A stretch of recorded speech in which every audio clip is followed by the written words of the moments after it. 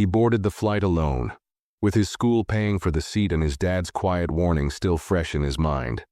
He followed every rule, spoke politely, sat in the right row. But the flight attendant kept staring, then whispered. Minutes later, she called someone. And before the plane even took off, he was asked to leave his seat. No reason, no explanation. But when his father showed up, everything changed. Before we start the story, comment below where in the world you're watching from today. And if you like this story, don't forget to subscribe and turn on the bell icon so you don't miss the next one.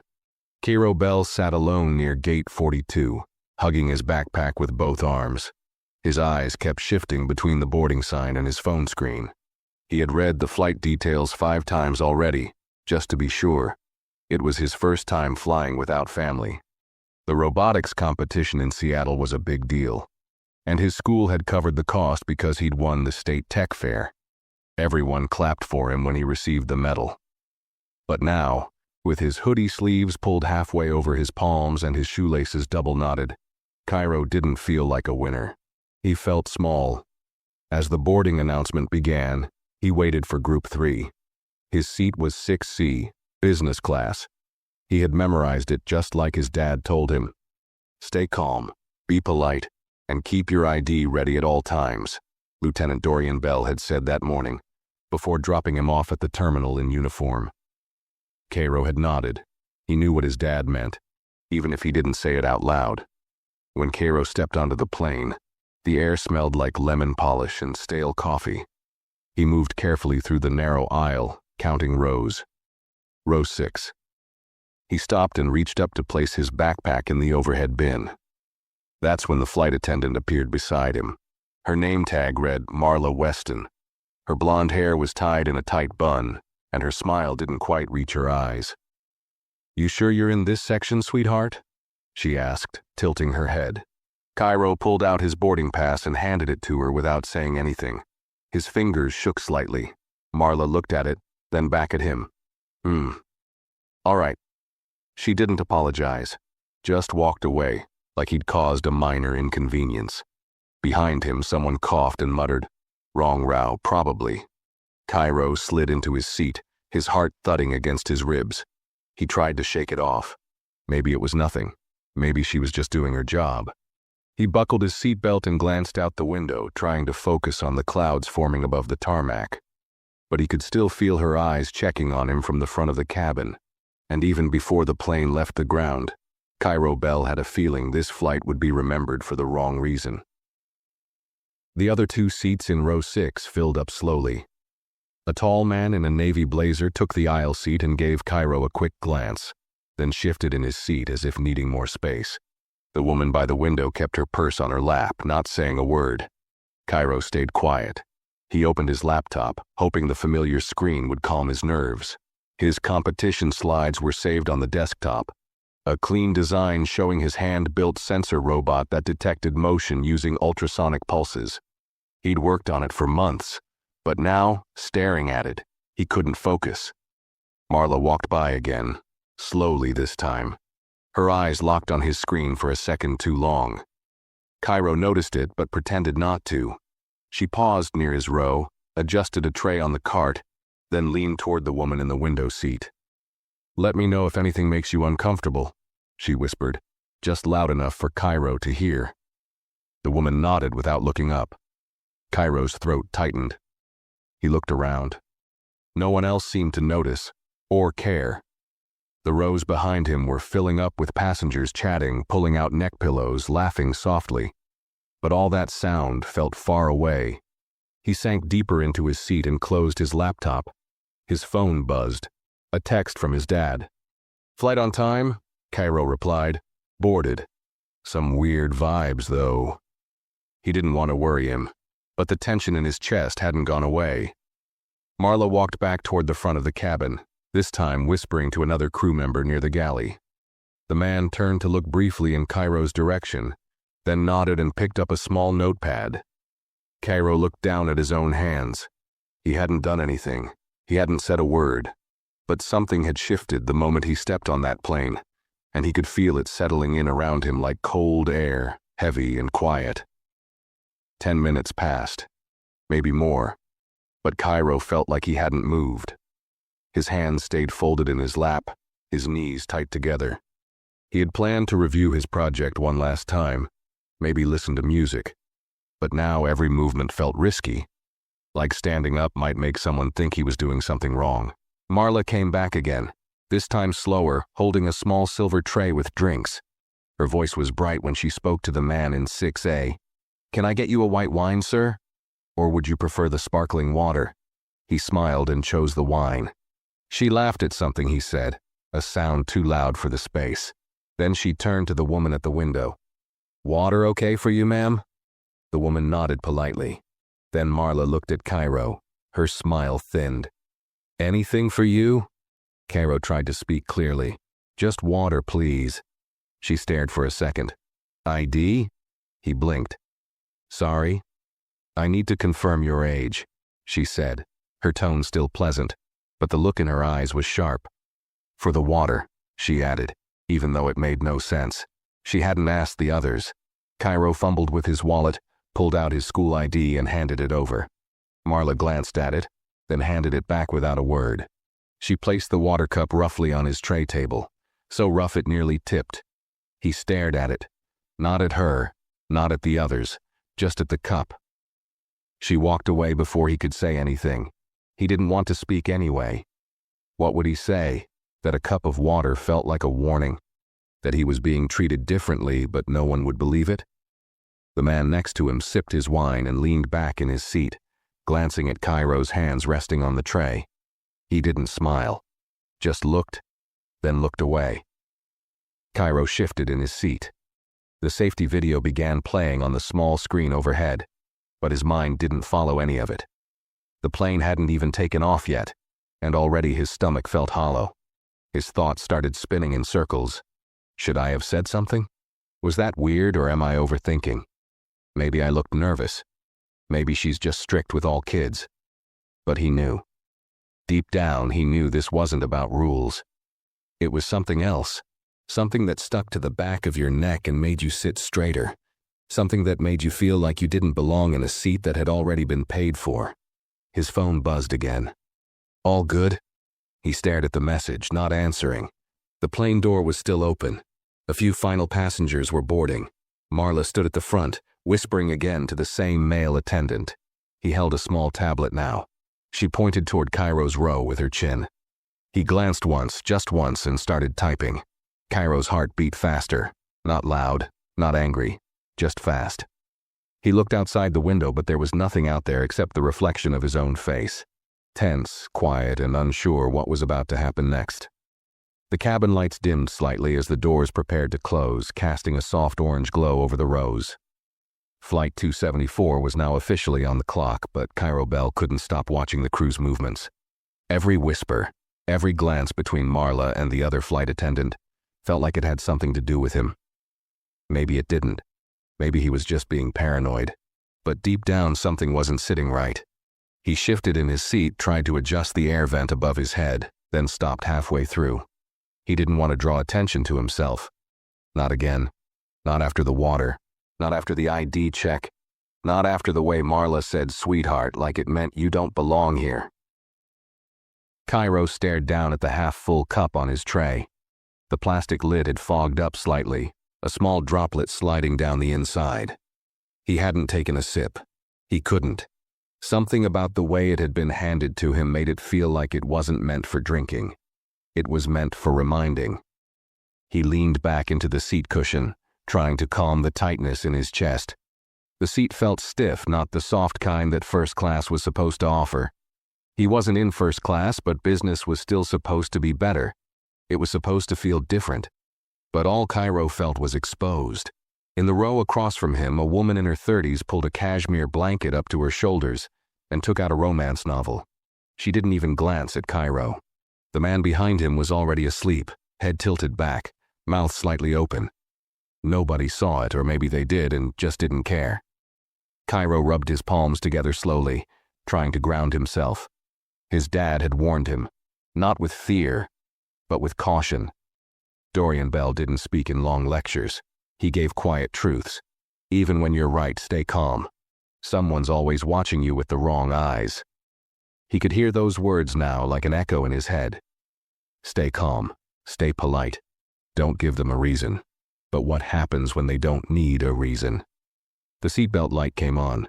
The captain's voice broke through the speakers, calm and steady. Ladies and gentlemen, we'll be pushing back from the gate in about 2 minutes. Flight time today is just under 4 hours. The other passengers barely looked up. Cairo didn't move. Then it happened. A soft buzz came from Marla's handheld radio.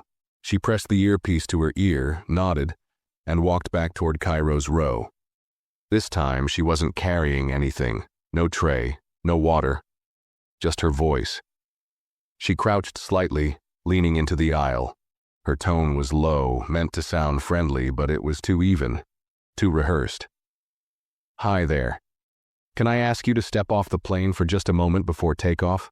She said, voice calm like she was asking him if he wanted peanuts or pretzels. Cairo blinked. Why?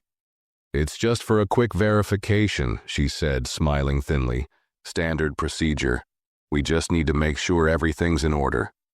In order? He repeated, his mouth suddenly dry. Won't take more than a minute, she added, still crouching, still holding that same look that wasn't quite concern, wasn't quite kindness either. Cairo didn't answer. His hands went to his seatbelt instinctively, but stopped. Everything in him screamed this wasn't normal. This wasn't standard. He wasn't holding any kind of weapon. He hadn't done anything strange. He hadn't even spoken since boarding. His voice came out smaller than he intended. Is there a problem? Not necessarily, she said. We've just had some concerns from the front. That's all. That's all. Cairo's eyes darted around. Everyone was watching now. The same passengers who ignored him for the last half hour were now looking over their newspapers, peeking between seats, curious and quiet. The man beside him shifted again. The woman by the window pulled her bag slightly closer. And in that moment, Cairo realized. It didn't matter what he had done. It didn't matter how polite he was. His competition badge, his robotic slides, his school ID. None of it changed the story that had already formed around him. He thought about texting his dad. He thought about standing up and doing what she asked. But all he could do was sit still and feel the heat rise behind his eyes. Not anger, not yet. Just the quiet kind of fear that builds when you're too young to know how to stop something, and too smart to believe it will stop on its own. Cairo didn't move. His seatbelt remained fastened, his hands resting tightly on his thighs. The silence around him thickened.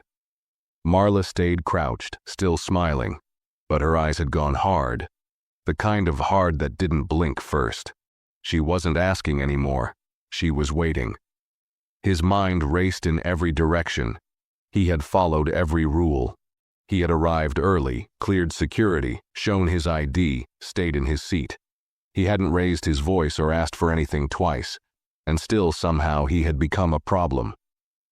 He looked past Marla, toward the cockpit, wondering who exactly had concerns. Had someone called her? Had she made it up? Was it just her? And if it was, what did they think he'd done? He thought about standing up, just to ask for the captain or to speak for himself. But the moment that picture entered his head, him rising from his seat in a cabin already watching him like he'd done something wrong, he froze. One wrong gesture, one panicked movement, and everything could spiral. It wasn't fair, but it was real. And he knew, deep in his chest, that fairness didn't matter here. Sir, Marla repeated, this time without the soft voice. We need to verify your travel status. I'll need you to come with me. Cairo turned toward the window. He wasn't looking at anything. He just needed to look away from her. His phone buzzed in his pocket. The vibration felt louder than it was. He glanced down. One word on the lock screen from his dad. Status? Cairo didn't reply. Not yet. Instead, he lifted his eyes and met Marla's face fully for the first time since she'd crouched beside him. What did I do? He asked, voice low but steady. Marla blinked. The question threw her off just enough for the smile to slip. It's just routine, she answered too quickly. "We've had irregular behavior flagged. The front desk thought it best to confirm." "What behavior?" She didn't answer. She didn't have one. Her gaze flicked down toward his backpack in the overhead bin, and then back to his face. Cairo's stomach sank. She didn't have a reason. She had a suspicion, or worse, a story she was ready to believe. The male flight attendant returned, standing behind her now, arms folded. A second layer of pressure, a barrier.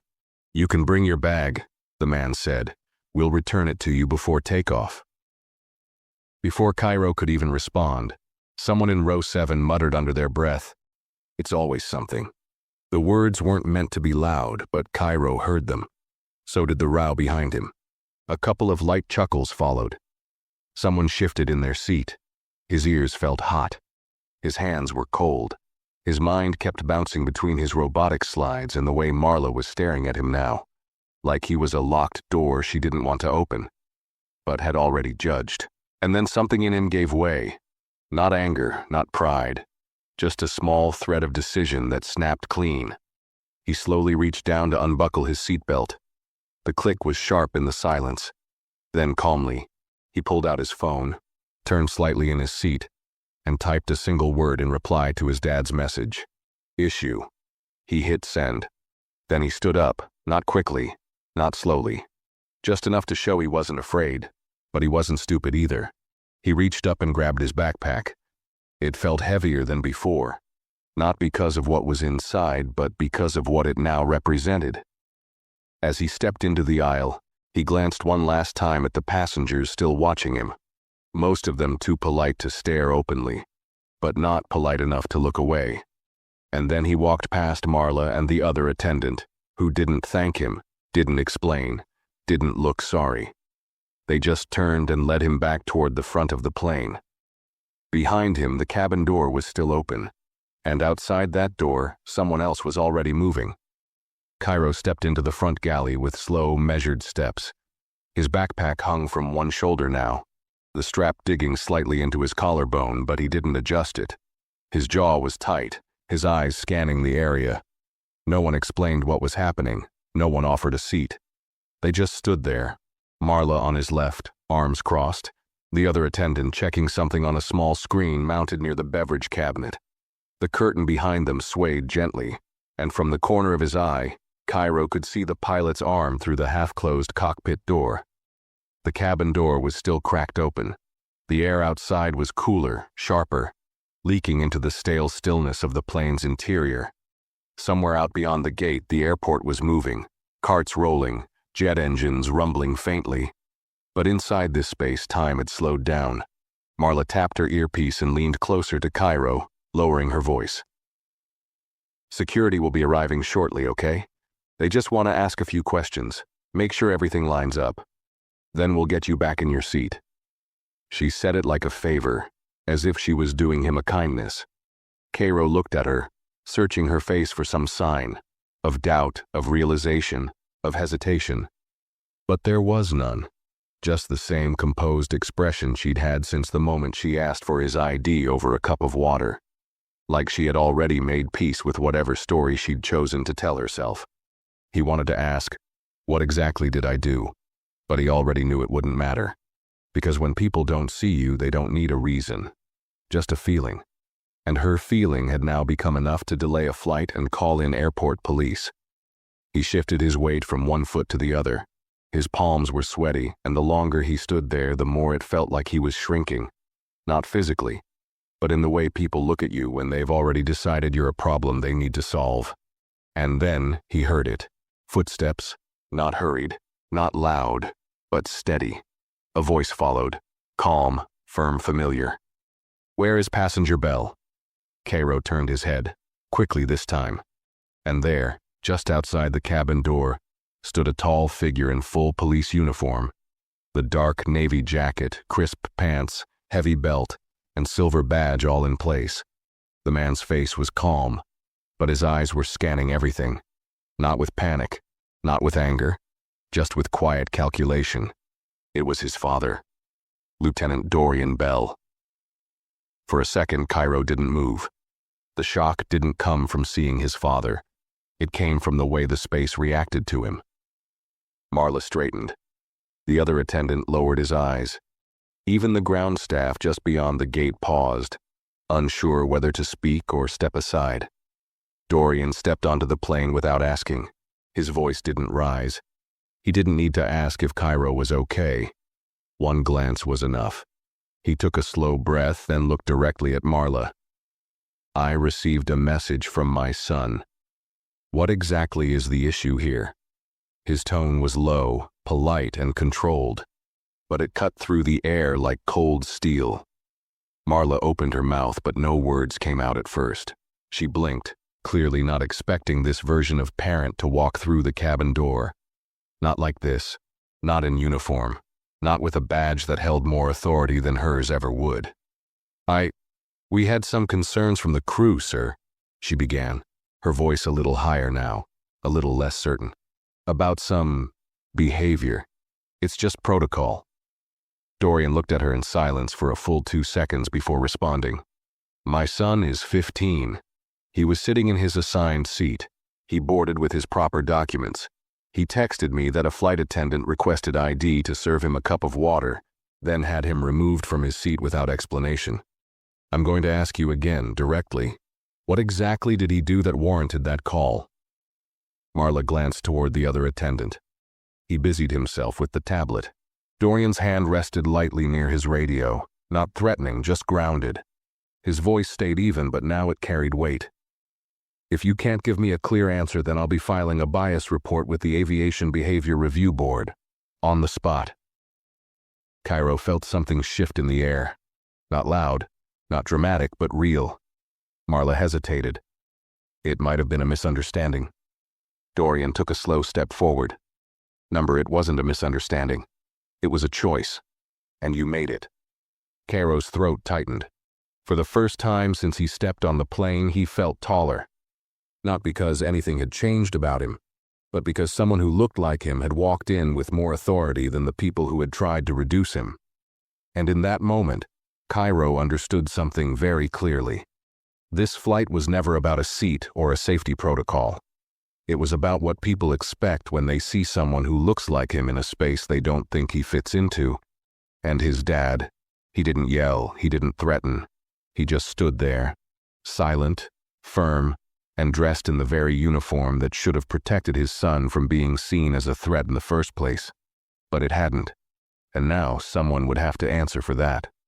Marla took a step back.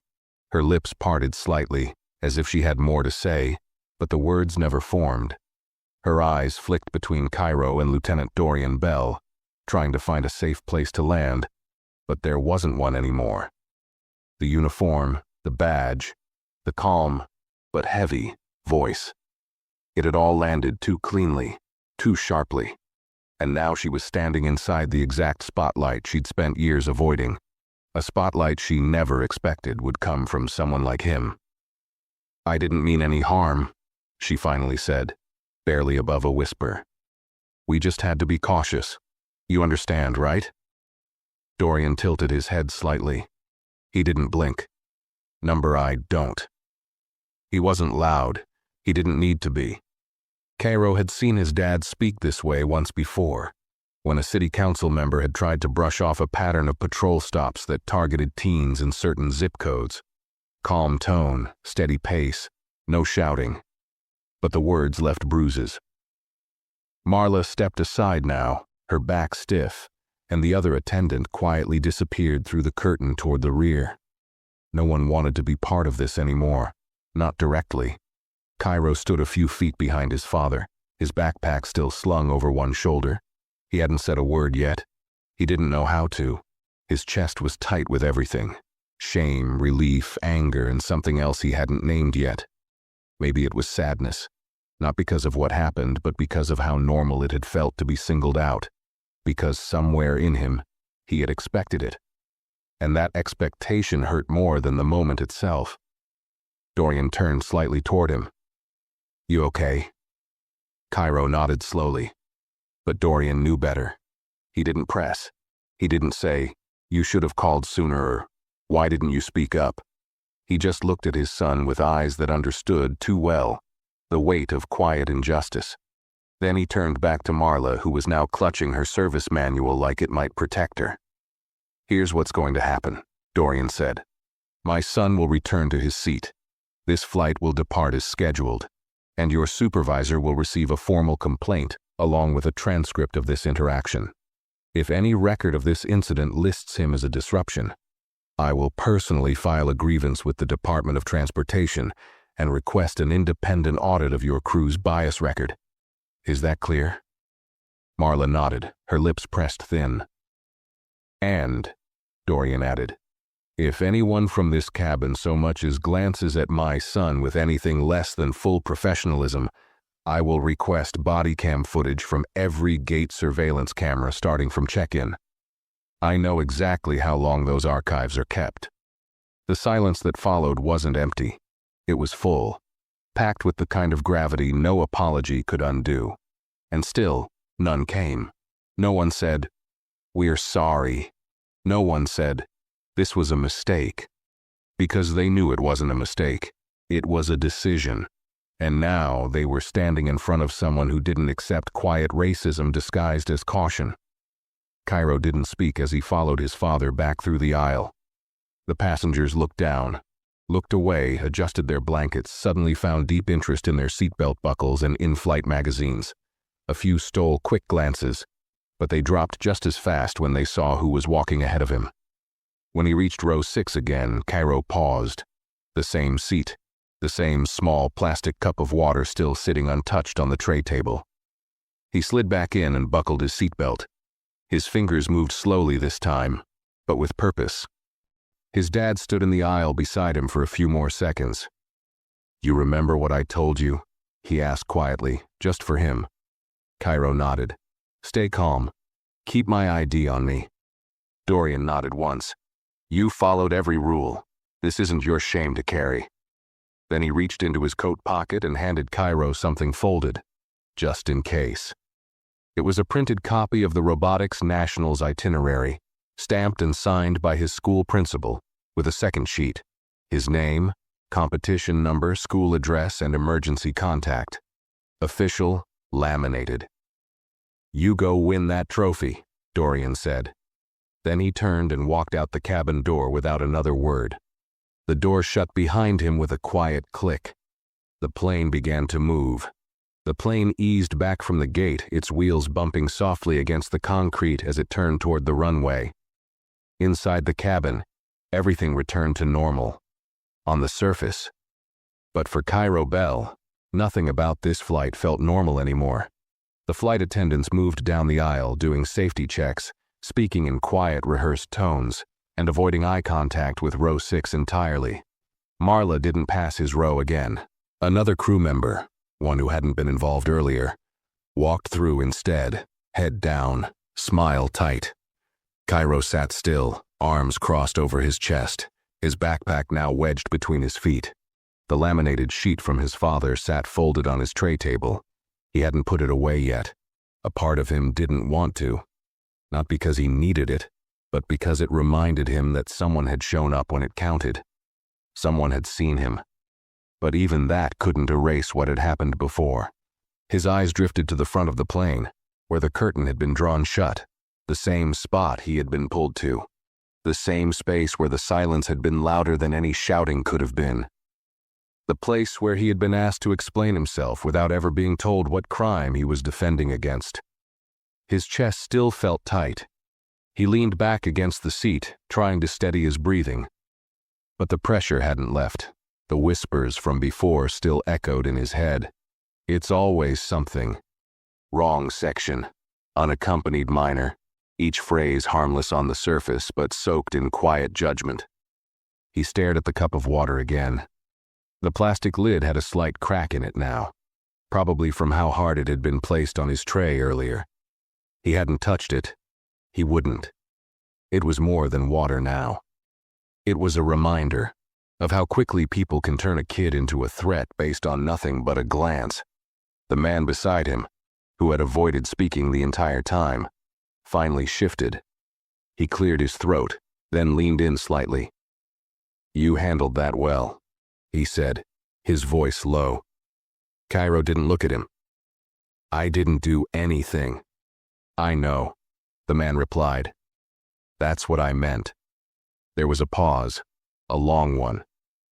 Cairo's hands tightened around the edge of the tray table. It wasn't that he needed validation from a stranger. It wasn't that he needed anyone to explain what had happened. He understood exactly what had happened. That's what made it worse. There was nothing unclear about it. He had done everything right. He had been polite, prepared, quiet. But none of that had shielded him. And that's what sat heavy in his chest now. Not just the injustice, but the understanding that it wouldn't be the last time. This wouldn't be the final time someone looked at him, tall and brown-skinned with a laptop in hand, and saw trouble instead of talent. And no amount of medals or printouts or polite behavior could stop it from happening again. The captain's voice came over the speaker. "Flight attendants, please take your seats for takeoff." The engines hummed louder. The cabin lights flickered slightly, then dimmed to a soft golden hue. The world outside the window tilted as the plane lined up on the runway. For a brief moment, Cairo looked out at the strip of light stretching into the dark. He wondered if any of the other passengers were still thinking about what happened, if anyone had taken a second to question what they'd witnessed. Probably not. People forget discomfort quickly when it doesn't land in their own seat. But he wouldn't forget. He reached down and picked up the laminated sheet from the tray table, folded it twice, and slipped it into his backpack. Then he pulled out his laptop again and opened his presentation slides. Slides he had designed with color-coded diagrams, motion detection test data, and demo photos from his school's lab. His hands hovered over the keyboard. He didn't feel like reviewing anything, but he forced himself to anyway. Not because he wanted to, but because it was his way of pushing back. He couldn't control what others thought when they looked at him, but he could control what he did with his time, his focus, his talent. The plane roared forward, gaining speed. Cairo stared at the screen, trying to absorb the words, the numbers, the clean layout he had once been so proud of. His fingers finally tapped one key, then another. He began reading aloud softly to himself under his breath. This project uses ultrasonic sensors to detect physical movement and calculate directionality within a 180-degree field. His voice was quiet, but it was steady, and for now, that was enough. The plane climbed steadily into the night sky, cutting through clouds like they weren't even there. Inside, the cabin remained dim and still. Most passengers had begun to settle, blankets draped over knees, seatbacks tilted slightly, earbuds tucked in. But Cairo Bell sat upright, hands still resting near his keyboard, eyes fixed on the softly glowing screen in front of him. He wasn't reading anymore. The words on his slide blurred at the edges, though he hadn't blinked in a while. He just stared, letting the silence stretch. It wasn't a peaceful kind of silence. It was the kind that came after a storm, not because things had calmed, but because everything inside had been pushed down to keep from spilling over. He wanted to feel proud again. That's what this trip was supposed to be about. His school had taken photos when he'd qualified. His principal had called him our future engineer. He'd even smiled for his mom's camera, twice, at the airport drop-off, even though he hated pictures. He had felt something then. Something close to possibility, like he was stepping into a new space, one that maybe had room for him. But now, all of it felt thin, stretched, like a story told by someone who wasn't sure of the ending anymore. He closed the laptop slowly, the soft click louder than expected in the quiet cabin. He placed it gently back into his backpack and zipped it, pressing the zipper all the way to the corner as if sealing the tension with it. His eyes drifted toward the aisle. The flight attendant who had replaced Marla on the cabin rotation came by quietly with a cart of snacks. She didn't stop at his row. She served the passenger behind him, then moved on without a glance. Cairo didn't care about pretzels or soda. But still, it stung. He looked down at his hands. His fingers, long and slim, had dirt under the nails from the project set up that morning. He hadn't noticed it earlier. He rubbed his thumb across one fingernail, trying to scrape it clean. It reminded him of something his dad used to say when Cairo was younger and building robots out of Legos. People won't always see what your hands are capable of, he'd say. They'll just look at the color first. Your job is to do the work anyway. Cairo kept rubbing the edge of his thumbnail until the skin around it turned red. He wasn't angry, not exactly. He was tired. And that tiredness didn't come from the early morning or the weight of the backpack or the climb to 30,000 feet. It came from holding himself in place, from shrinking, from making himself smaller and quieter and more acceptable for people who still found ways to see him as a threat. He leaned his head back and stared at the ceiling. The small overhead light above his seat glowed faintly, catching the edge of his cheek. He wondered, would this be the story people told about this flight? Would anyone remember the boy who got pulled from his seat for no reason? Or would they only remember that the plane landed safely and nothing went wrong? He wished he could forget it. He wished it had just been a flight with soda and legroom and a window seat and nothing else. But now it was marked, burned into him, and he hadn't even left the East Coast yet. From a few rows back, a child laughed, a soft, silly giggle that floated over the hum of the engines. Cairo glanced over his shoulder but couldn't see the kid. Just the sound, bright and untouched. He turned back to face forward and slowly he pulled the window shade up. Outside, the world was black, but above, the stars were sharp, scattered across the sky like pinholes in velvet. He hadn't expected to see so many, not with the city lights below, but they were there. Unbothered, untouched, unchanged. He leaned slightly toward the glass, letting the cool window press against his temple. And for the first time since he'd boarded, he let out a breath he didn't know he'd been holding. He didn't cry, but something inside him softened. Not because it was over, but because he had survived it, without shouting, without breaking. And that, he realized, was its own kind of resistance. The plane had leveled out now, cruising steady above the clouds. Cairo Bell stayed motionless by the window, his breath slightly fogging the glass. He didn't wipe it away. The faint blur on the window felt like the world matched his mind, muffled, half clear, still spinning. Somewhere below them, cities were glowing, lives moving on, people sleeping in homes where they felt safe. But 30,000 feet in the air, Cairo sat wondering what safety actually meant when you could be treated like a threat for nothing more than showing up.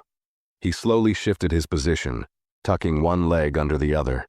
The seat creaked gently. He glanced toward the aisle again. Marla hadn't returned, but he could feel the quiet that followed her, like a perfume that lingered even after someone left a room. The man sitting next to him had put on headphones, not noise-canceling ones. Cairo could still hear the faint thump of bass, probably something old school. He looked like the type, but it didn't matter. What mattered was that no one had said anything else to him.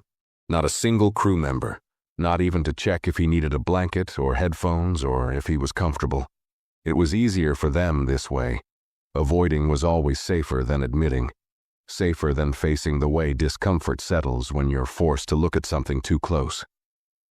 He reached into his hoodie pocket and pulled out the bracelet his dad had given him, a simple black band with a small square chip embedded on the inside. GPS linked, his father had insisted. Not for control, he'd said, for peace of mind. Cairo had rolled his eyes at the time. Now he rubbed the chip slowly between his fingers. How many 15-year-olds flew with location tracking on their wrist because their parents were scared, not of the world outside, but of how the world would see them inside places like this? He swallowed. Not fear, just truth. He stared at the back of the seat in front of him, where a laminated safety card stuck out from the pouch. He reached for it without thinking and turned it over in his hands. His mind wasn't on the diagrams. It drifted instead to his school, his team, his robot, safely packed in a separate cargo case under the plane. He thought about how proud his teacher had looked when they reviewed his project timeline, how excited his classmates had been when he told them about the trip. He had imagined this flight as a stretch of calm before the storm of competition.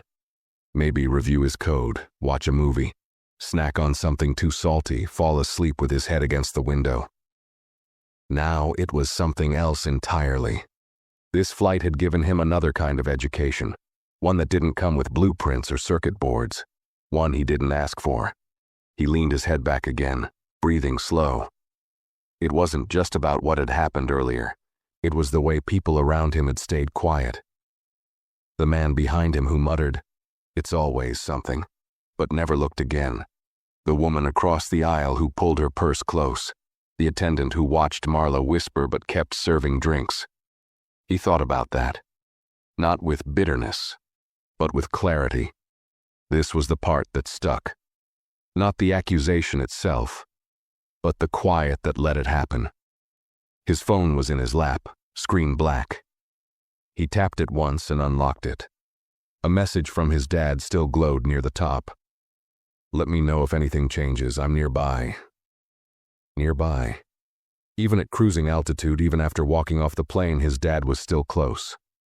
That thought hit him harder than anything else. It wasn't loud or dramatic, just solid. Like a wall standing behind you when everything else feels paper thin. Cairo typed back slowly. Back in seat. Plane in air. Good now. He paused, stared at the blinking cursor, then added, "Thanks for coming." He hit send, then placed the phone face down on the tray table. He didn't want to watch the rest of the movie he had planned to stream. He didn't want snacks. He just wanted this flight to be over. And not because he was afraid. Because he had things to do. A competition to win, a robot to present, a name to defend. Not because it was on trial, but because people kept treating it like it was. Cairo leaned his forehead against the window again. The stars were still there. They didn't blink. They didn't shift.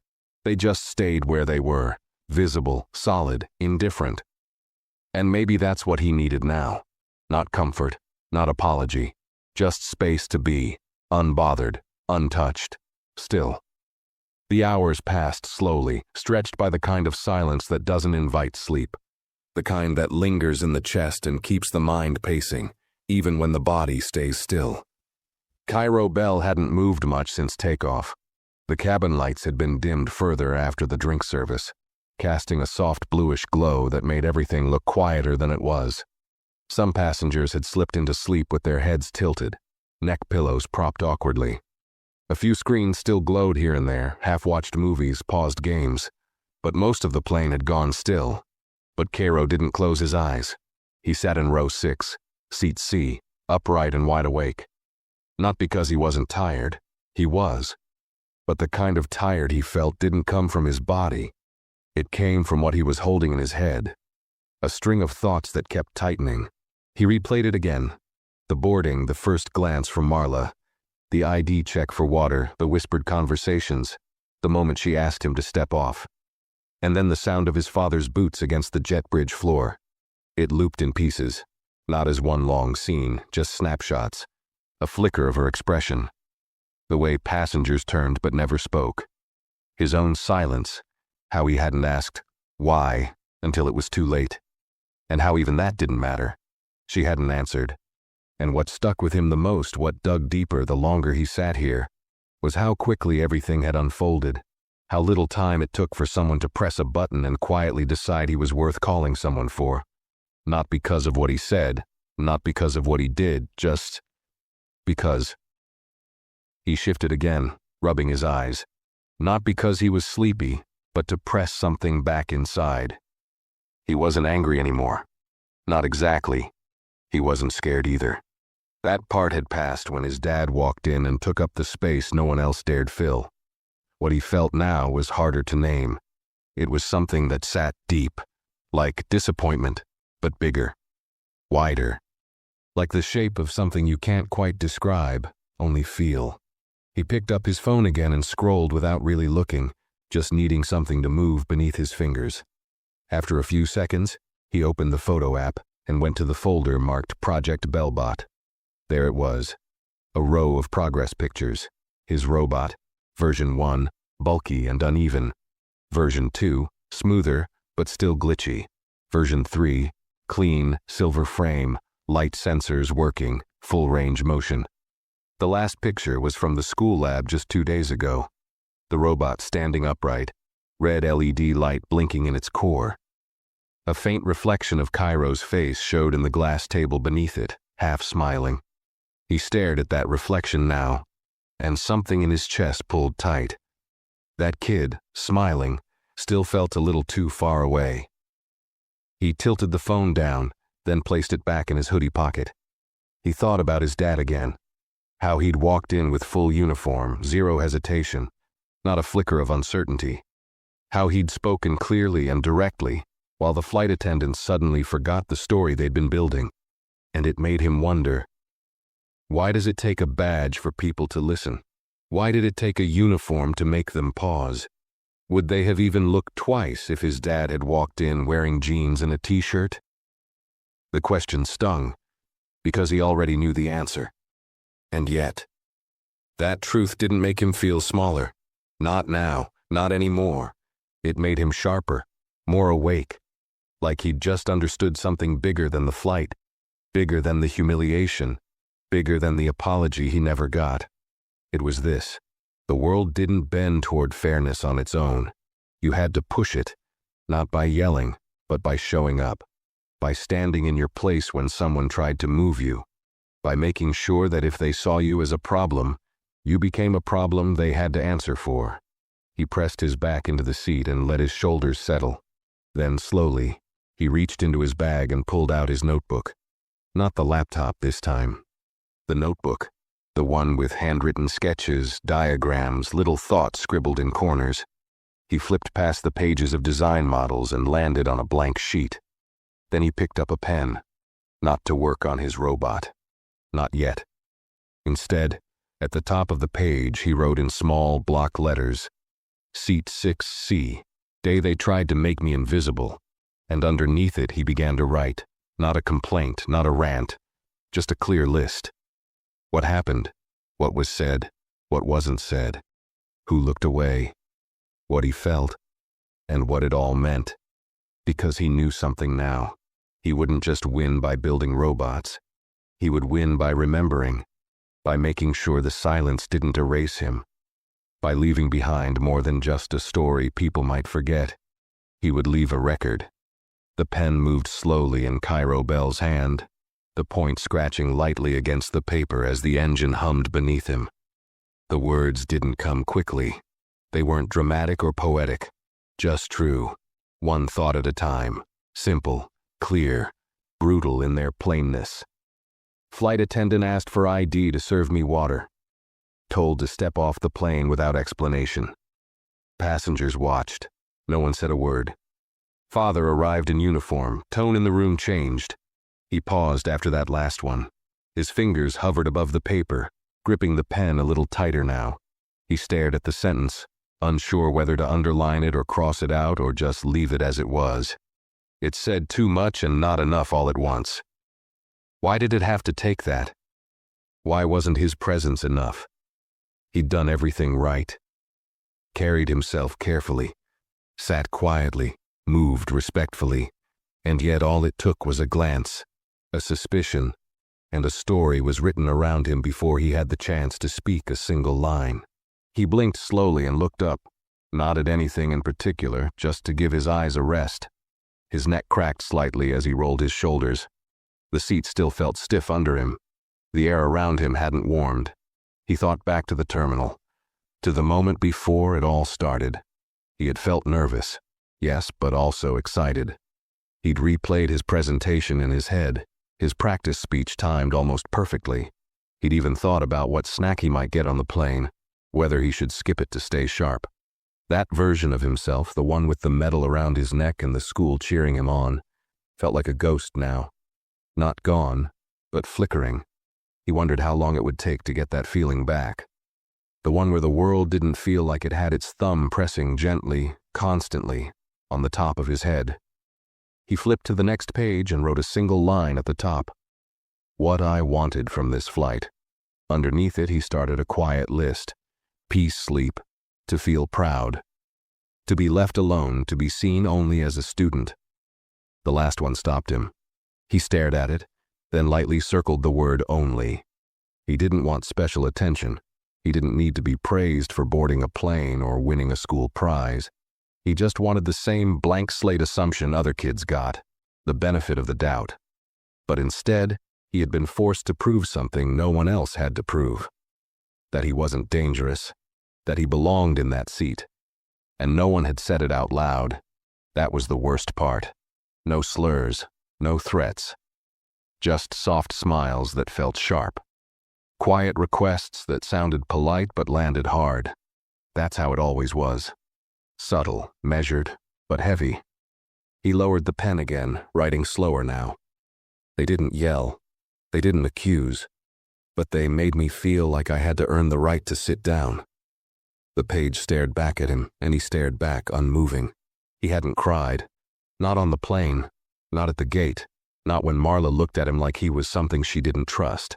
And not even when his dad showed up like a storm in uniform. He hadn't cried because there hadn't been room to cry. There had only been space for stillness. But now, here, in the quiet lull of a mid-air night, with the hum of the cabin and the slow rhythm of his breathing, he felt something press against the inside of his chest. Not a breakdown, just pressure. The kind that builds when you hold everything in for too long, when your body starts to notice the emotional weight before your mind gives it permission to name it. He pressed the notebook closed and set it aside. Then he reached under his seat, pulled his backpack into his lap, and unzipped it again. This time he didn't reach for the laptop or the laminated sheets. He pulled out the object wrapped in a towel, the small robot he had built for the competition. Its frame was polished silver and dark gray, its eyes 2 tiny camera lenses, its legs short and jointed like an insect.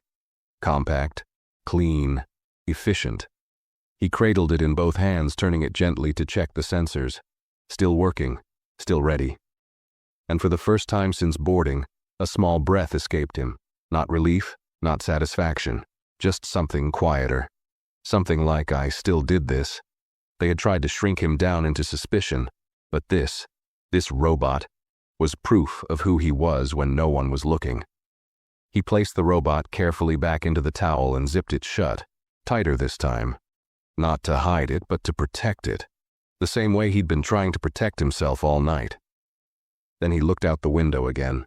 The stars hadn't moved, but something in him had. He wasn't the same as he had been before the flight. Not bitter, not broken, just changed. More awake. And from this moment forward, he wouldn't ask for the benefit of the doubt. He'd build something bigger than it.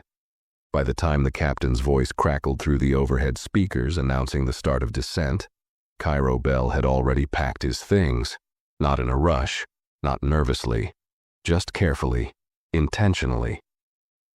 Each item went back in its place. The robot, wrapped snug again. The notebook slid between 2 folders.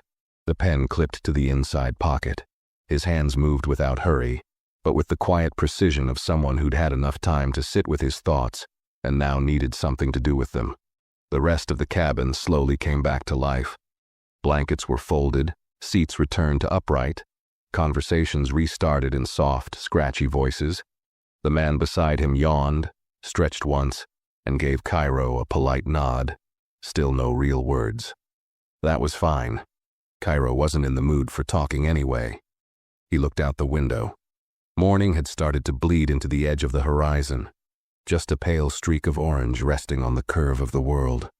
The rest was still blue-black, with faint city lights scattered far below like broken glass on pavement. It was quiet, but a different kind of quiet than before. Less tense, more reflective. He thought about how much had shifted in just a few hours, how the day had started with excitement, turned into something cold and unfamiliar, and then settled here, in this strange middle space between pain and clarity. His back still ached from sitting too stiff for too long. His fingers were sore from holding the pen tighter than necessary, and his chest, well, that still held something heavy. But it wasn't fear anymore, or confusion. It was something more solid. Conviction, maybe. The intercom clicked again. The flight attendant, not Marla, asked everyone to power down devices and stow away tray tables. Cairo followed the instructions without thinking, but his mind stayed busy. He wondered if the crew had talked about him, if there had been a meeting in the back galley while the passengers slept, If Marla had tried to explain herself to her co-workers, maybe tried to twist the story into something cleaner, something easier to digest. He just seemed off. We were following protocol. I didn't mean anything by it. That's the part that stuck with him more than anything. That didn't mean anything by it. He'd heard it before, in school, at the store, at events when adults asked where his parents were like he couldn't possibly be there on his own. The phrase came in many forms, but it always meant the same thing. They didn't want to see it, so they wouldn't call it what it was. But Cairo had learned tonight. Just because something's not loud doesn't mean it's not dangerous. Sometimes, the quietest harm is the kind that sinks deepest. He pulled the laminated itinerary from his hoodie pocket, the one his father had printed for him. He unfolded it, smoothing out the crease lines with the back of his fingers. At the bottom, where the school logo sat, his principal had written in pen, "Go make us proud." The words used to feel exciting, like a challenge. Now they felt heavier, not because he doubted he could, but because he knew exactly what it would cost. He folded it again and tucked it back into the front of his backpack. As the plane dipped lower through the clouds, Cairo's thoughts turned toward Seattle, the competition, the other kids. He wondered if they would notice anything in him, if he'd be quieter than usual, if they'd ask about his trip and if he'd answer honestly or just say, "It was fine," and leave it there. Maybe he'd tell them, maybe not. He wasn't sure yet, but he was sure of this. He would present his project, stand in front of the judges, explain every detail of the ultrasonic sensors, the data models, the movement range, and if someone looked at him with doubt in their eyes, he wouldn't flinch, because tonight had stripped something from him, but it had given him something too, a different kind of armor, not built from anger, not shaped from pride, just crafted out of truth. And the truth was this: he had been tested before the competition even began, pulled from his seat, watched, judged, measured against an invisible standard that kept changing, and still, he remained, in his seat, with his project, and with his father's voice still echoing in the back of his mind. "You followed every rule. This isn't your shame to carry." He didn't carry it now. He carried his bag. He carried his robot. And he carried every word he had written in that notebook. That would be enough. The plane wheels touched the runway with a low screech, followed by a soft bounce that sent a shiver through the floor. Cairo Bell felt it in his spine, in his arms, in the soles of his feet. His body instinctively braced itself, even though the moment passed in seconds. Just like that, Flight 274 was on solid ground again. But Cairo's mind wasn't there yet. As the plane slowed, its engines shifting to a dull hum, his thoughts stayed circling up in the dark sky above, still floating somewhere between what had happened and what was coming next, still wondering how he was supposed to go from that to this, from being treated like a threat to now quietly shuffling out of a plane like nothing happened. The seatbelt sign dinged, the cabin lights brightened to a soft white. Passengers around him stretched and stirred, the usual post-flight rustling beginning. He sat still.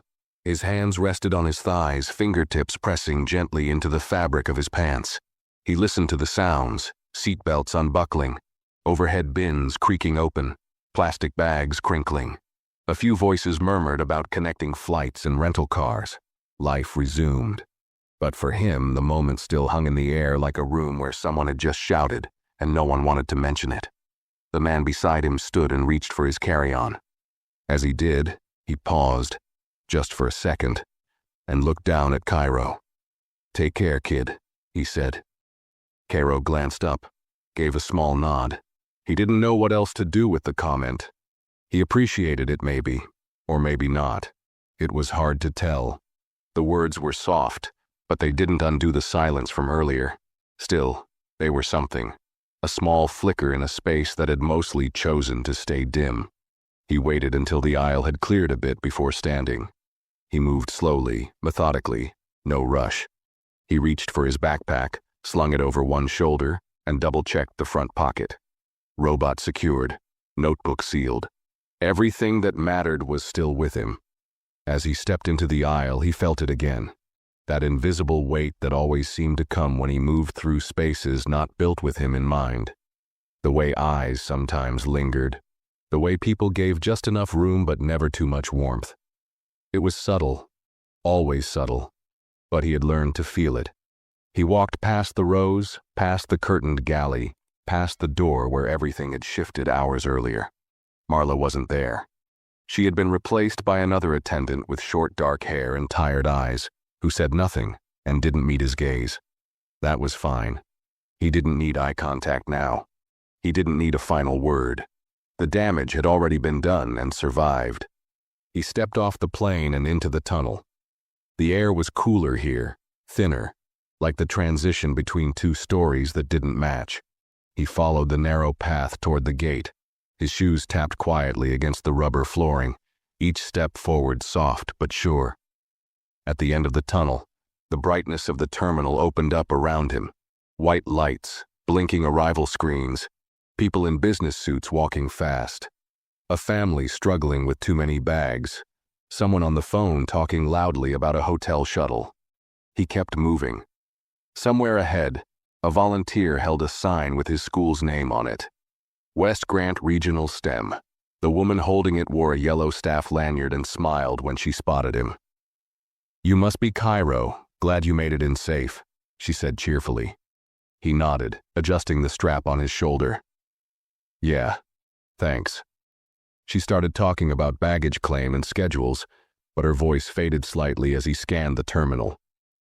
He spotted something near the window, a man in uniform, standing tall, not moving. Lieutenant Dorian Bell, his dad. Their eyes met. Dorian gave the smallest nod. Didn't wave, didn't walk over, just stood there, watching, making sure. Cairo didn't smile, not because he wasn't glad to see him, but because something about that moment felt like it needed stillness. They didn't need words. Not yet. Not here. He nodded back, then turned, and kept walking. Because this next part, the competition, the presentation, the crowd, this was his space. One no one could shrink him out of. Not now, not after everything. Not when he was still standing. The auditorium buzzed with low chatter and distant footsteps as teams moved in and out of the backstage area. Bright banners hung from the rafters. National Youth Robotics Challenge 2025. Rows of display booths lined the walls, each decorated with diagrams, screens, and carefully positioned robots. Some students ran through their speeches one last time. Others paced. Some just sat with their eyes closed, headphones in, trying to block it all out. Cairo Bell stood behind his assigned table, booth number 34. His robot sat center stage, small, sleek, wires hidden, sensors glowing a steady green. The judges had already passed once, asking a few polite questions and scribbling notes on their clipboards. His live demonstration was next. 10 minutes. That was all he had. He adjusted the collar of his school-issued polo, smoothed the edge of the white paper display board, and glanced at his reflection in the screen of his tablet. His face looked calmer than he felt. Inside there was a quiet storm still moving through him. Not panic, not nerves. Just the residue of everything. The plane, the looks, the water, the tray, the silence, the call, the walk, the words, the badge, the eyes that shifted the moment his father appeared. It hadn't left him. It wouldn't for a long time. But he was learning how to carry it differently. He wasn't pretending it hadn't happened. He wasn't pushing it down. He had written it down, page by page, while the world slept. He had folded it into his notes, not to hide it, but to remind himself that even when people tried to erase him, he had the tools to leave a mark. And now he would. Not by shouting, not by retelling the story, just by standing here and being excellent anyway. He heard his name called through the speaker system. "Cairo Bell from West Grant Regional STEM. Please prepare for demonstration at table 34. He stepped forward. The lead judge, a middle-aged woman with a notepad and kind eyes, smiled and nodded. "We're ready when you are." Cairo clicked his presentation remote. His robot came to life, rolling gently forward, detecting motion, adjusting path. reacting to light inputs just as it was designed to. The judges leaned in. The crowd around him thickened slightly. The robot paused at the programmed edge, backed up, recentered, and recalibrated in under half a second. Flawless. He spoke clearly. Every technical term in place, every design choice explained. His voice didn't shake. His hands didn't fumble. He was fully present. Even when he caught sight of someone in the back, another adult in uniform watching silently, he didn't break. It wasn't his father this time. But it didn't matter, because he didn't need anyone to rescue him anymore. He had already saved himself, by staying in that seat, by writing it down, by showing up anyway. When the judges thanked him and moved on, he didn't breathe out in relief like the other kids did. He just stood still, his heart steady. Later that afternoon, the winners were announced. He didn't win first place. He didn't need to. He placed third in the country, enough to qualify for a national grant, enough to bring recognition to his school, enough to get emails from tech mentors before the evening even ended. But more importantly, it was enough to prove that the story that began on that plane had not defined him. It had sharpened him, refined him. The injustice didn't become his identity. His response did. As the crowd thinned and awards were handed out, Cairo stepped outside for air. The late afternoon light was fading, stretching long across the concrete courtyard of the convention center. A few other students lingered, laughing, texting, taking photos. He sat on a low wall near a planter, backpack between his feet, robot still nestled safely inside. And for a moment, he did nothing. No thinking, no planning, just being. A breeze passed over his face. The hum of cars rolled by in the distance. He watched a single leaf float down and land softly near his shoe, and in that quiet, he let himself feel it fully. Not the pain, but the proof. That he had been questioned, doubted, pushed aside, and he had not disappeared. He had refused to. He pulled out his notebook one last time, opened it to the back page, and in slow, even handwriting he wrote, "They tried to remove me from the plane. I stayed. They tried to shrink me. I grew anyway. They made the call, but I made the story." Then he closed the notebook, and this time when he stood up, he didn't carry the weight. He carried the record. If this story touched you, make sure to like the video, share your thoughts in the comments, and don't forget to subscribe to the channel so you never miss another story like this.